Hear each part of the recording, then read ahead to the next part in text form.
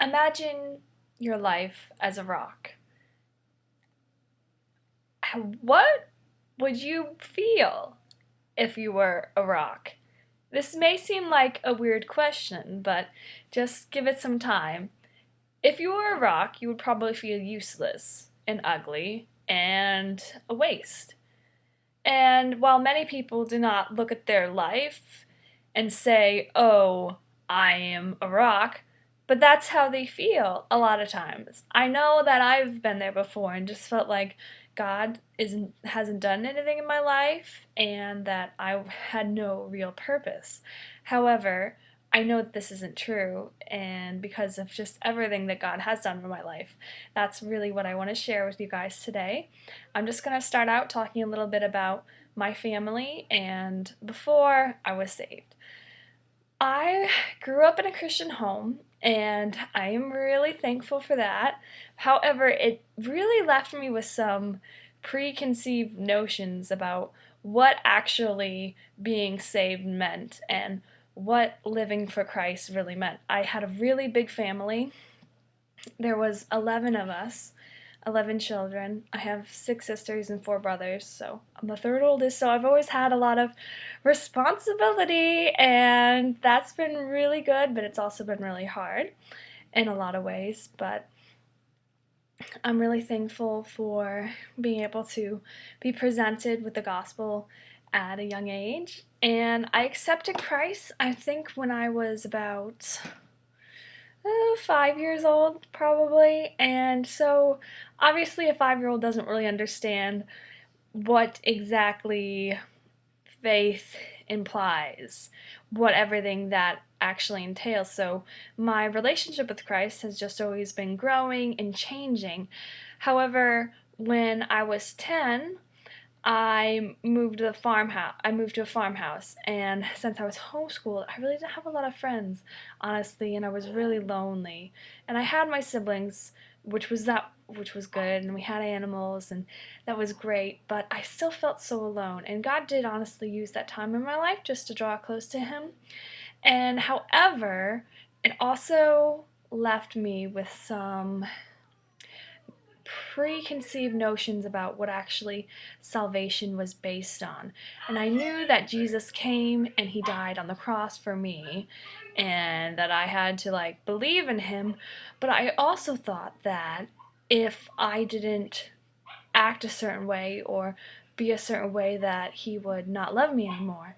I was always afraid of that growing up, that my mom would not love me anymore if I did something wrong, or that my dad wouldn't love me anymore if I did something wrong. It's just kind of like this fear that I always had, this preconceived notion. So that wasn't good, obviously. And I always felt that people were watching us. And it was true. They kind of were too, because it's like when you come from such a big conservative family, everyone wants to see you fail to some extent. Like, oh, well, they can't really be that good because no one's that good. So you're going to watch them and have them fail. So I remember my mom was always kind of paranoid about it, and she'd be like, oh no, um, what if people think this or that? So I was always really worried about what people thought growing up, just really enslaved to that. And I got to this point in high school that I was so I was so concerned with having the image of being basically a perfect person that I had no real friends. And then I would be down on myself because I had no real friends. So it was just a bad situation to be in. There was some events in my life that were harder to deal with, and I never told anyone about it. I had a lot of secrets, and I just always pretended that everything was fine and that I was fine, everything was fine. And I just got to this point that in high school, I just didn't grow because I wasn't real. I was fake. I was a good person, I was a nice person, I did have friends. I was friends to people, but honestly, no one was really a friend to me because I didn't let them. I didn't let them get in that deep. I just always kept up a wall, and I was really, really surface and just honestly fake. So God really broke me down a lot, and I went to Word of Life my first year in 2010, and that was wonderful because we had to share our testimonies with people. And I was like, oh no, I have to like share my testimony and I have to be real. And it's like cool to have like problems. And I was just like, what is this? Like, this is so strange. But I've really seen how that it's okay to have problems because that's when God does like the most work, when it's not you. It's just God's grace coming through you. So that's been really good to see that. But I just want to wrap up by saying that uh, life is always a work in progress. I know for me, like, you never get to this point that you're like, okay, now I'm like a good person.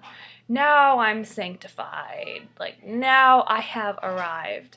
You never get to this point that you're satisfied with your Christian walk. It's just always a day by day, daily going to God and just praying and reading your Bible. So, and I don't do that enough, but it's just something that we should all strive for. And I want to just put you to this challenge that you're not a rock, that your life is not a rock, but we are actually a part of a beautiful mosaic that God is all putting together, that all of our Christians, just as a family, that we are, each of our lives, how they interact with each other is just a testimony to the world and just a great picture of who God is. So I just want to challenge you guys with that, and thank you so much for listening.